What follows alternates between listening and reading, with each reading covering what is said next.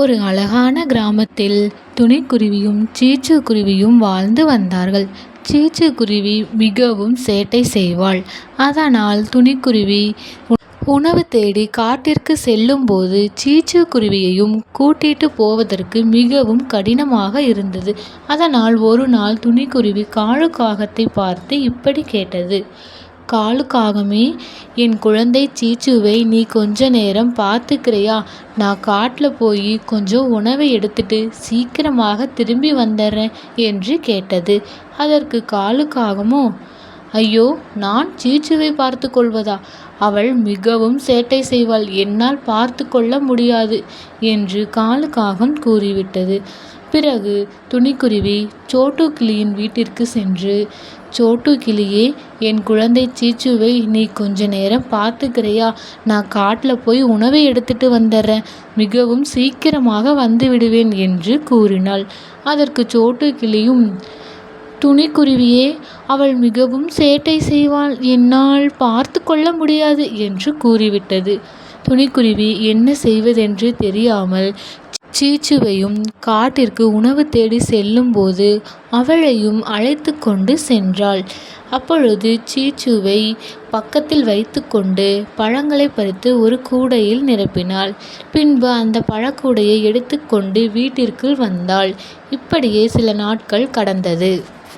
ஒரு நாள் தேவதை துணிக்குருவியின் நிலைமையை அறிந்து அந்த காட்டிற்கு வந்தது. அடடா, ஒரு குருவி இவ்வளவு கஷ்டப்படுகிறதே, அதற்கு நாம் உதவி செய்யலாம் என்று நினைத்தது. அப்பொழுது துணிக்குருவி ஒரு மரத்தின் அடியில் அமர்ந்து, ஐயோ, என் குழந்தையை யாரும் பார்த்து கொள்ள முடியாது என்று சொல்கிறார்கள்.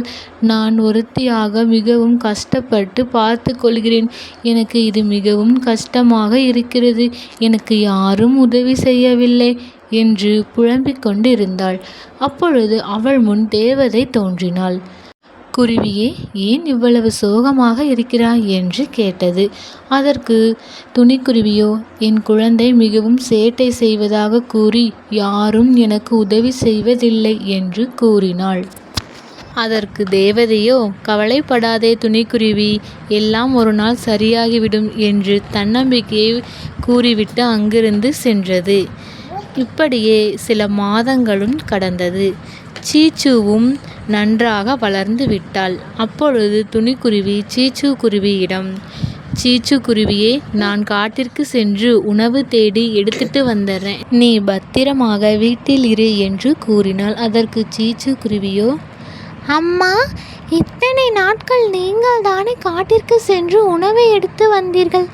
இன்று நீங்கள் ஓய்வு எடுங்கள். இனிமேல் காட்டிற்கு சென்று உணவு எடுத்து வருவதை நான் பார்த்து கொள்கிறேன் என்று சீச்சு குருவி கூறிவிட்டு அங்கிருந்து காட்டிற்குள் சென்று விட்டாள். பிறகு அங்கிருக்கும் மாம்பழ மரத்தில் அனைத்து மாம்பழங்களையும் பறித்து ஒரு கூடையில் நிரப்பினாள். அந்த கூடையை வீட்டிற்கும் கொண்டு வந்து துணிக்குருவியிடம் கொடுத்து விட்டாள். அப்பொழுது அங்கு காகம் வந்தது. காகம் துணிக்குருவியை பார்த்து, துணிக்குருவியே, சீச்சு இவ்வளவு வேலை செய்கிறாய், ஜோஜோ அங்கு ஒரு வேலையும் செய்ய மாட்டேங்கிறான் என்று கூறினான். அதற்கு துணிக்குருவியோ, நான் தனியாக கஷ்டப்பட்டதற்கு இன்று பலன் கிடைத்து விட்டது. அந்த தேவதை தான் எனக்கு தன்னம்பிக்கையை கொடுத்தார். நான் அதை ஒருபோதும் மறக்க மாட்டேன் என்று கூறினாள். காகம் வீட்டிற்கு சென்று ஜோஜோவிடம், ஜோஜோவே, நீ ஒரு வேலையும் செய்ய மாட்டேங்கிறாய். சீச்சு எவ்வளவு வேலை செய்கிறாய். நீ எப்பொழுதும் பழங்களை சாப்பிட்டு கொண்டே இரு என்று காகம் ஜோஜோவை திட்டியது. குழந்தைகளா, இதிலிருந்து நாம் கற்றுக்கொள்வது என்னவென்றால், நாம் தனியாக கஷ்டப்படுவதையும் போராடுவதையும் நினைத்து கவலைப்படக்கூடாது. ஒரு நாள் நம் நிலைமையும் மாறும் என்று தன்னம்பிக்கையோடு இருங்கள். அவ்வளோதான் குட்டீஸ், இன்று கதை முடிந்தது.